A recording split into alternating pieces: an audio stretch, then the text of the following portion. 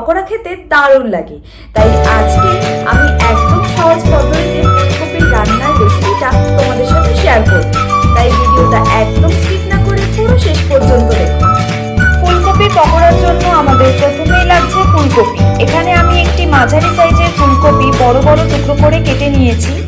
আমাদের আর লাগছে কাঁচা লঙ্কা, হাফ পাতিলেবু, ধনেপাতা কুচি, 1 চামচ হলুদ গুঁড়ো, 1 চামচ ভাজা মশলা, 1 কাপ বেসন, হাফ কাপ মতন ময়দা আর পরিমাণ মতন নুন এবং চিনি। সবার প্রথমে একটা পাত্রে জল গরম করে নেব। জলটা ফুটে এলে ফুলকপিগুলো দিয়ে দেব।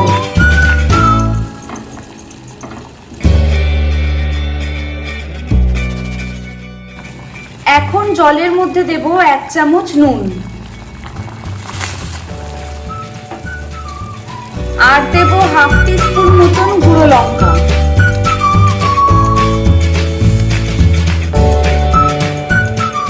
লঙ্কা গুঁড়ো দেওয়ার কারণে কপির কালারটা খুব সুন্দর আসবে।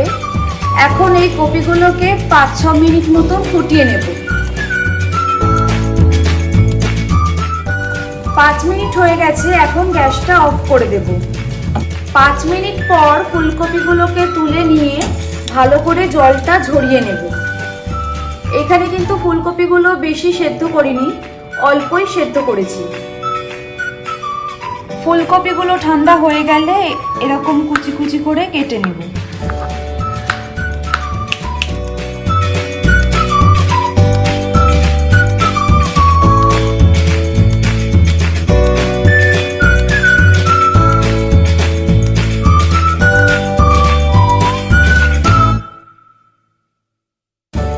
এখন একটা পাত্রে ফুলকপিগুলোকে নিয়ে নেব।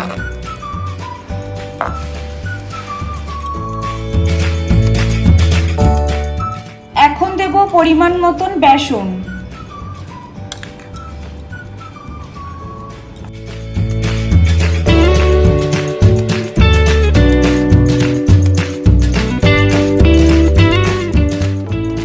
এখন দেব 4 চামচ মতন ময়দা।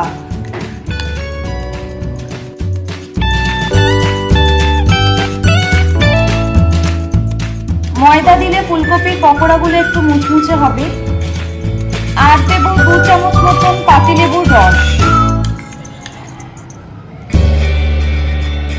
দিয়ে দিচ্ছি কাঁচা লঙ্কা কুচি। দিয়ে দিচ্ছি পরিমাণ মতো নুন। এখন দিয়ে দিচ্ছি সামান্য পরিমাণ হলুদ গুঁড়ো। আর দিচ্ছি 1 চামচ মতন ভাজা মশলা। দিচ্ছি 1 চামচ চিনি। দিয়ে দিচ্ছি ধনেপাতা কুচি। এখন ভালো করে মিশিয়ে নেব।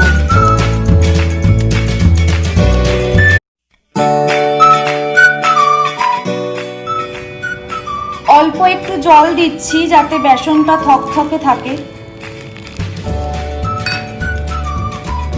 আবার ভালো করে মেখে নেব। আমার খুব ভালো করে মাখা হয়ে গেছে।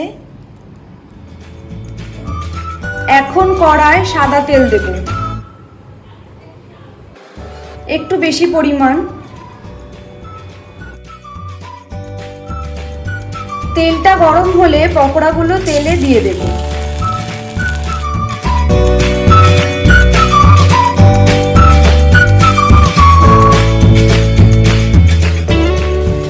এখন একদম মিডিয়াম আঁচে পকোড়াগুলোকে ভেজে নেব।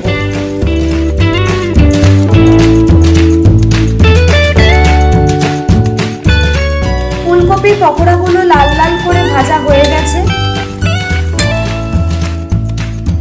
এখন পকোড়াগুলো তুলে নেব। প্রত্যেকটা পকোড়াই এরকম লাল লাল করে ভেজে নেব।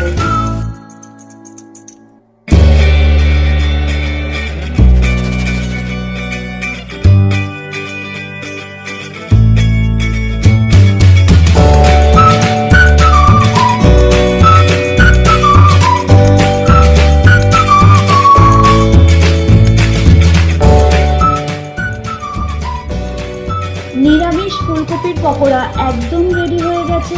দুপুরে ভাতের পাতে ডালের সাথে বা সন্ধ্যেবেলা চায়ের সাথে সার্ভ করুন। তাহলে দেখলে তো আমি কিরকম সহজ পদ্ধতিতে ফুলকপির পকোড়াটা রান্না করলাম। তোমরা এটা বাড়িতে অবশ্যই ট্রাই করতে পারো, আর ট্রাই করে কেমন লাগলো সেটা আমাকে কমেন্ট বক্সে অবশ্যই জানাও।